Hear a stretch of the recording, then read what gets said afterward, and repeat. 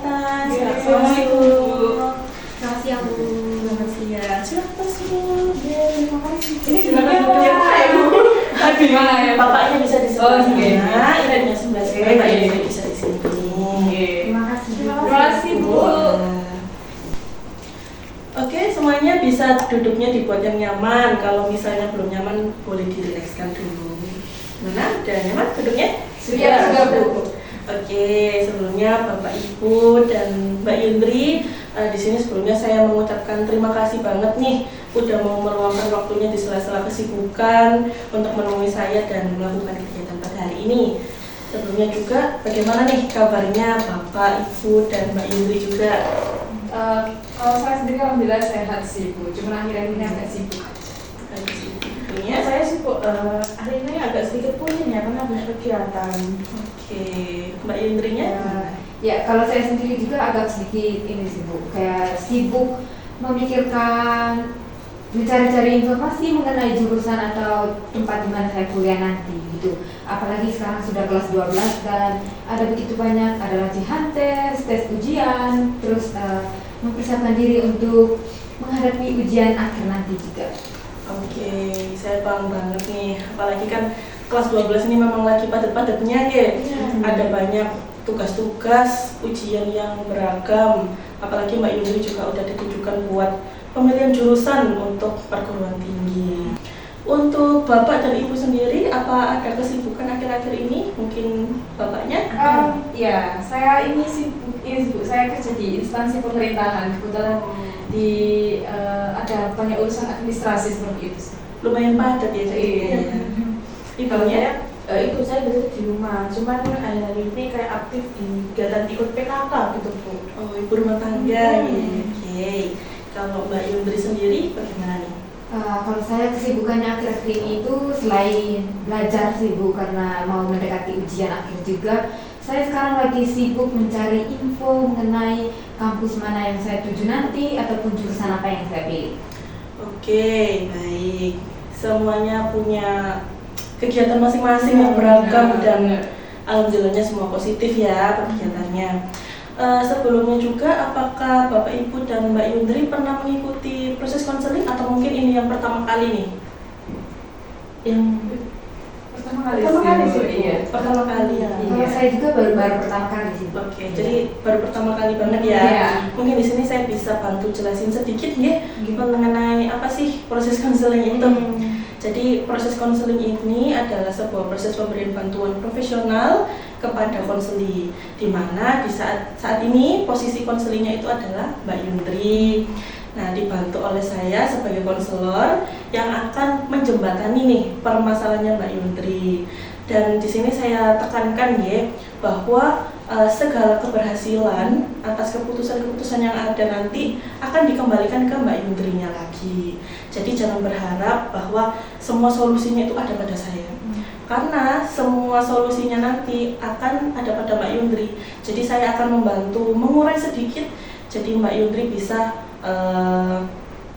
memilih keputusannya sendiri seperti itu. Mungkin bisa dipahami? Sudah bisa dipahami. Oke, berikutnya ada satu hal yang ingin saya beritahukan kepada jenengan semua. Kalau proses konseling ini kita memiliki batasan waktu. Jadi setiap sesinya itu biasanya sekitar 45 menit. Mungkin dari sini apakah masih bersedia nih Bapak Ibu dan Mbak Yundri? Masih Ya, Bu. bersedia. Oke, masih bersedia ya. Mungkin untuk jika ada kekurangan waktu nanti di akhir, kita bisa jadwalkan lagi di pertemuan berikutnya di minggu depan. Bagaimana? Pasti Bu. Oke, baik. Kemudian ada satu hal penting lagi nih, kelupaan saya mau mengatakan. Apa itu Bu? Ada satu yang harus Bapak Ibu dan Mbak Yundri ketahui, bahwa di proses konseling ini ada yang namanya asas kerahasiaan. Nah, asas kerahasiaan ini di mana Bapak Ibu dan Mbak Yundri itu tidak perlu merasa khawatir atau ragu untuk menyampaikan apa yang sedang dirasakan saat ini. Jadi segala yang kita bicarakan pada hari ini akan menjadi rahasia kita bersama. Seperti itu, mungkin bisa dipahami? Sudah bisa dipahami. Oke, bisa kita langsung mulai saja ya. Untuk Mbak Yundri nih, mungkin ada yang ingin disampaikan sama saya atau diceritakan, silakan.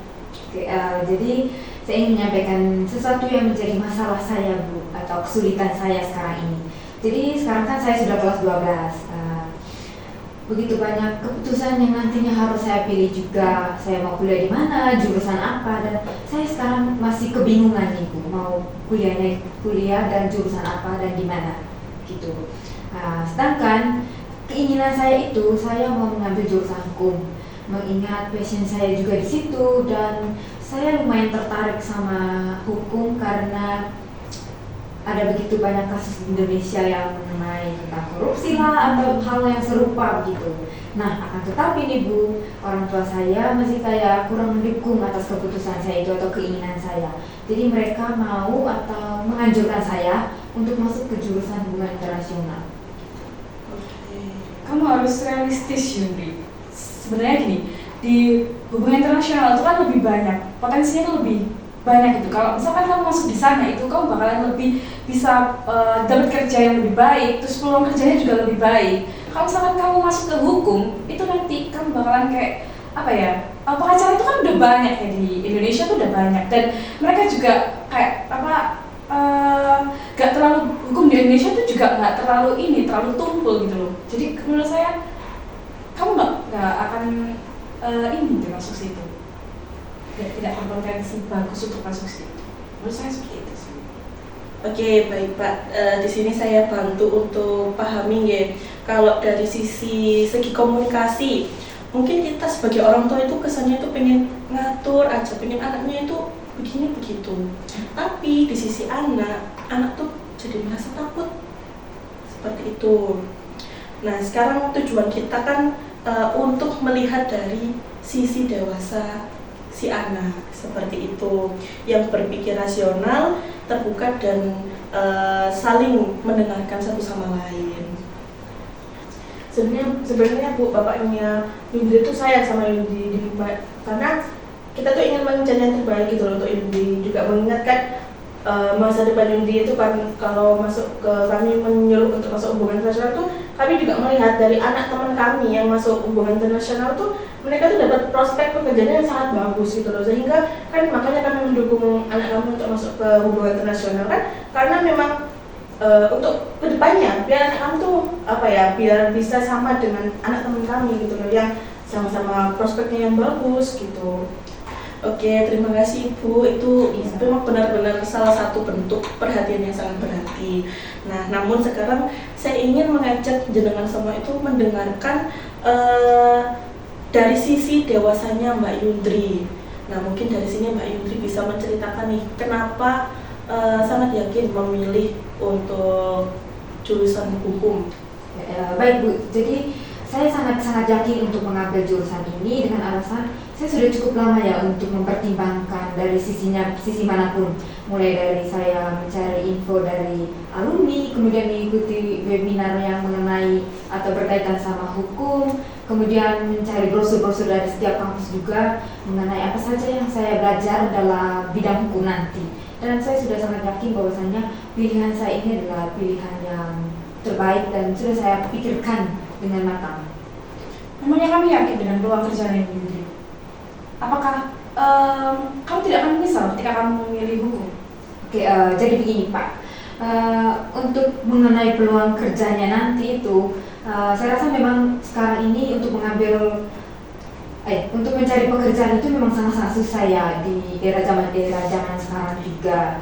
Nah, untuk mengenai saya yang kesusahan mencari kerja nanti, saya rasa dengan saya belajar nanti dalam perkuliahan saya atau pendidikan saya di hukum, saya juga bisa mengasah kemampuan atau skill saya, dan itu akan menjadi bekal saya untuk mencari pekerjaan nanti. Oke, baik. Sekarang mari kita lihat nih dari sisi komunikasinya Mbak Yundri, dari sisi dewasanya Mbak Yundri. Maka komunikasi ini akan jauh lebih terbuka, Bapak dan Ibu. Nah, mari kita lihat apakah kita bisa mendukung penuh Mbak Yundri dalam pilihannya dengan tetap memberikan arahan yang sehat tanpa mendominasi pilihan dari Mbak Yundri. Kami sudah paham sih Bu, tapi kami tuh takut Mbak Yundri tuh salah ngambil langkah ke depannya gitu loh, makanya kami kayak mendukungnya untuk lebih baik di hubungan internasional aja gitu. Oke, itu sebenarnya sangat wajar Ibu.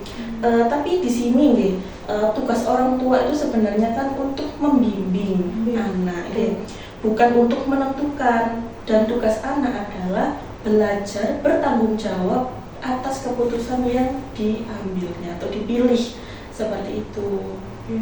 Baik Bu, kami memahaminya.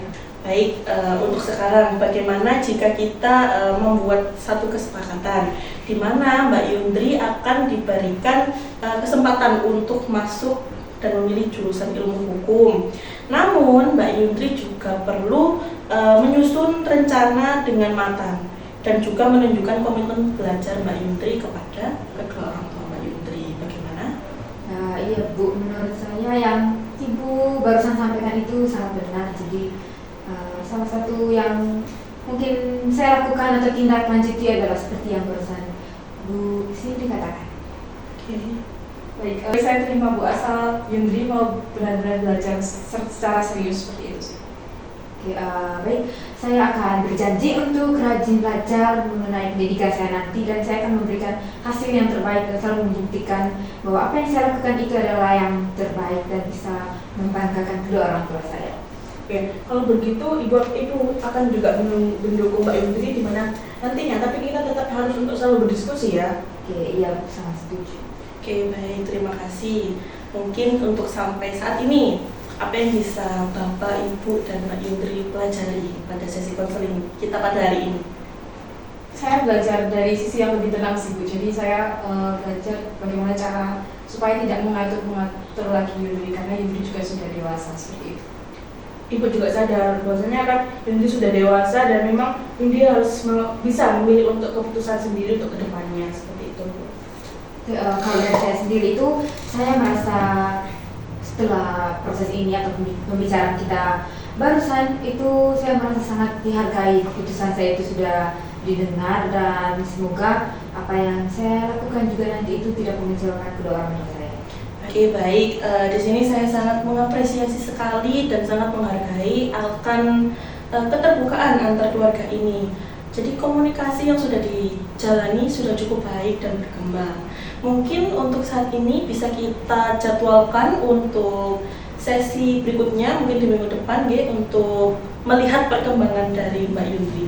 Bisa? Setuju. Oke, baik.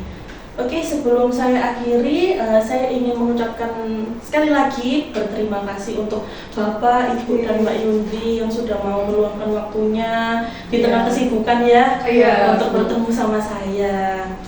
Mungkin itu saja yang bisa saya sampaikan. Mungkin dari Bapak Ibu atau Mbak Yundri ada yang ingin disampaikan lagi, atau mungkin ada yang ingin ditanyakan nih kepada saya. Dari saya sudah cukup Bu. Cukup sih Bu. Kalau dari saya sendiri itu, saya mengucapkan terima kasih kepada Bu Cindy karena dengan adanya pertemuan konseling keluarga ini hari ini, kita bisa mendapatkan solusi baru sih Bu atas permasalahan yang sedang saya hadapi. Sehingga keputusan saya juga dan kedua orang tua saya juga bisa sama-sama memberikan kesempatan kepada saya untuk membuktikan apa yang saya pilih nanti. Baik. Kami juga mengucapkan terima kasih Bu dari saya, ibunya Yundri dan Bapak Yundri. Mungkin dari Bu Cindy kita datang ke sini, Bu Cindy membantu kami untuk lebih terbuka mengenai tentang bahwa kami itu tidak boleh egois untuk ke depan tentang keputusan yang akan nantinya Mbak Yundri ambil ke depannya seperti itu. Oke, baik, jika tidak ada pertanyaan ya, mungkin bisa saya tutup untuk sesi konseling pada hari ini. Saya ucapkan terima kasih kembali untuk kerjasama atas Bapak, Ibu, dan Mbak Yundri pada hari ini. Mungkin itu saja ya. Iya Bu. Terima kasih. Kalau begitu kami pamit kalau kita. Boleh. Kita pamit dulu. Terima kasih Bu. Terima kasih Bu. Terima kasih. Silakan.